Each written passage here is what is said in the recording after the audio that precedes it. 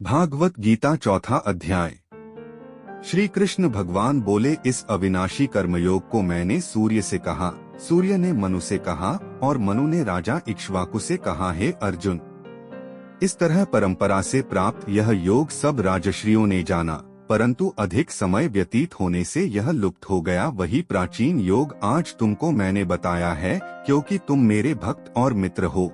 यह योग्य रहस्य अति उत्तम है। अर्जुन कहने लगे, आपका जन्म तो अभी हुआ है और सूर्य का जन्म बहुत दिन पहले हुआ था। मैं किस प्रकार मानूं कि आपने सूर्य को यह योग्य बताया था। श्री कृष्ण भगवान बोले, हे अर्जुन, मेरे और तुम्हारे अनके जन्म हो चुके हैं, मुझे वह याद है। तुम भूल गए हो, मैं जन्म से रहित अविनाशी संपूर्ण प्राणियों का स्वामी अपनी प्रकृति में स्थित हूँ, तथापि अपनी माया से जन्मता हूँ। हे भारत, जब दो धर्म की हानि होती है और अधर्म का प्राबल्य हो जाता है, तब ही मैं जन्म लेता हूँ। साधुओं की रक्षा, पापियों का विनाश और धर्म की स्थापना करने के लिए प्रत्येक युग में जन्मता हूँ। जो मेरे इस अलौकिक जन्म और कर्म का तत्व जानता है, वह मृत्यु होने पर फिर जन्म नहीं लेता और मुझ में लीन हो जाता है। इस भांति मोह, भय और क्रोध को याग कर मुझ में भक्ति करके और मेरी शरण गति हो। बहुत से मनुष्य ज्ञान रूपी तप से पवित्र होकर मुझ में मिल गए हैं। जो जिस भाव से मेरा पूजन करता है,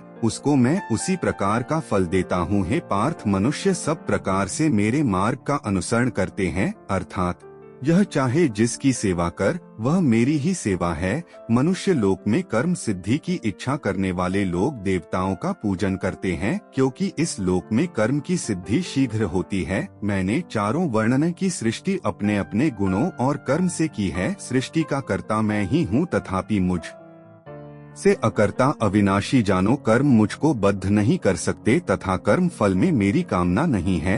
इस प्रकार जो मुझको पहचानता है, वह कर्मों के बंधन में नहीं पड़ता। इस प्रकार समझकर प्राचीन मुमुक्षुओं ने भी कर्म किए हैं, अतएव पूर्व पुरुषों को पहले ही किए हुए कर्म को तू भी कर। हे अर्जुन, कर्म क्या और अकर्म क्या है, इसके विचार में विद्वानों की बुद्धि भी चकरा जाती है। उसी कर्म का वर्णन मैं तुमसे करूँगा, जिसके जानने से संसार के बंधन से छूटकर मोक्ष के भागी होंगे। कर्म, विकर्म और अकर्म तीनों का जानना आवश्यक है, क्योंकि कर्म की गति अति गंभीर है। जो कर्म में अकर्म और अकर्म में कर्म देखता है, वही पुरुष बुद्धिमान है, वही योगी और समस्त कार्य को करने वाला है। हे अर्जुन, कर्म करने अपान वायु का लय करते हैं, कोई आहार को निरंतर कम करके प्राण को होम करते हैं, वे सब यज्ञ वेदता है और यज्ञ से ही इनको सबके पाप नाश हो जाते हैं। जो यज्ञ में बचे हुए अमृत रूप अन्न को खाते हैं, वे सनातन ब्रह्मा को प्राप्त होते हैं। हे अर्जुन, जो यज्ञ नहीं करते हैं, उनको यह लोक और परलोक दोनों नहीं है। इस प्रकार के बहुत से यज्ञ वेद में विस्तार सहित वर्णित है। इस सब को कर्म से उत्पन्न हुए जानो, इनके जानने से तुम मोक्ष को प्राप्त होवोगे। हे परंतप, द्रव्यमय यज्ञ से ज्ञान यज्ञ उत्तम है। हे पार्थ, फल सहित सब कर्म ज्ञान में ही समाप्त हो जाते हैं, सो उस ज्ञान यज्ञ का तत्वदर्शी और ज्ञानी लोग तुमको उपदेश करेंगे।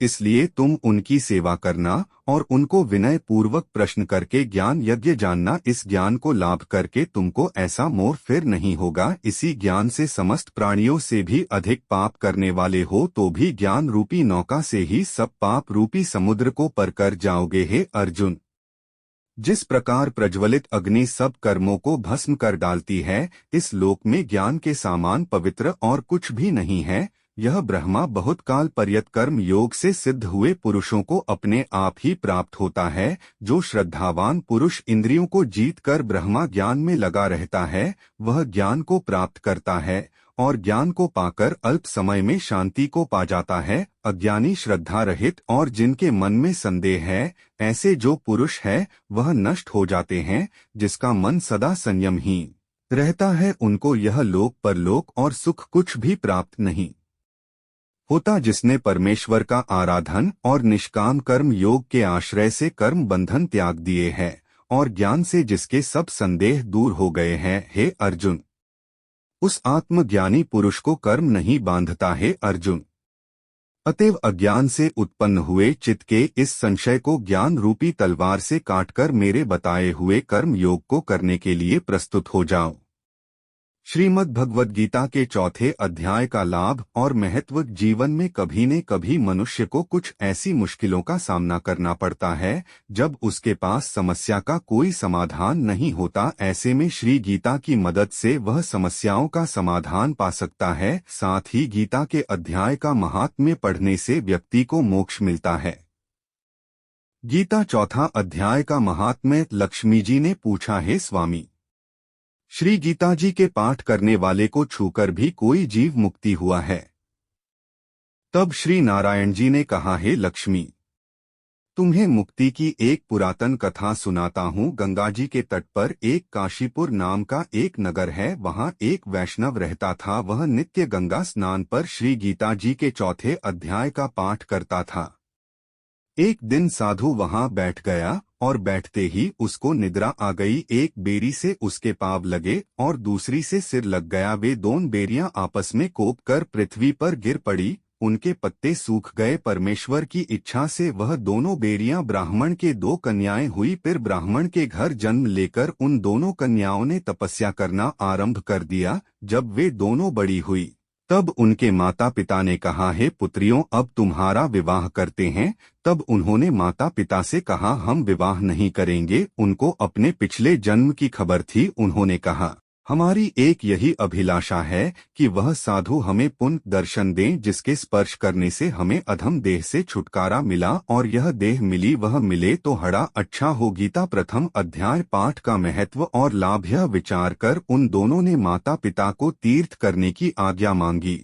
तब माता पिता ने उन्हें तीर्थ यात्रा की आज्ञा दी। तीर्थ यात्रा करती करती वह बनारस पहुंची तो वहां जाकर देखा कि वह तपस्वी बैठे हैं जिनकी कृपा से हम बेरी की देह से छूटी हैं।